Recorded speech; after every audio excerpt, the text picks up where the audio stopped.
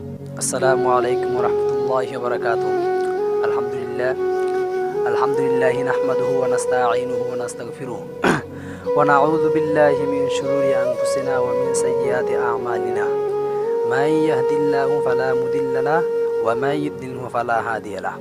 ওয়া নাশহাদু আন লা ইলাহা ইল্লাল্লাহু ওয়া আন্না মুহাম্মাদান আবদুহু ওয়া রাসূলুহু।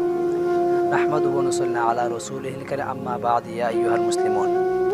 হযরতে নবী করিম সাল্লাল্লাহু আলাইহি সাল্লাম বলেন, যে ব্যক্তি আমার উপরে একবার দুরূদ শরীফ পাঠ করবে, আল্লাহ পাক রব্বুল আলামিন তার 10টা গুনাহ মাফ করিয়া দিবেন। নবী করিম সাল্লাল্লাহু আলাইহি সাল্লাম আরও বলেন, যে ব্যক্তি আমার উপরে একবার দুরূদ শরীফ পাঠ করবে, আল্লাহ তাআলা তার প্রতি 10টা রহমত দান করিবেন। নবী করিম সাল্লাল্লাহু আলাইহি সাল্লাম আরও বলেন, যে ব্যক্তি আমার উপরে একবার দুরূদ শরীফ পাঠ করবে, আল্লাহ তাআলা তার 10টি মর্যাদা বাড়িয়ে দিবেন।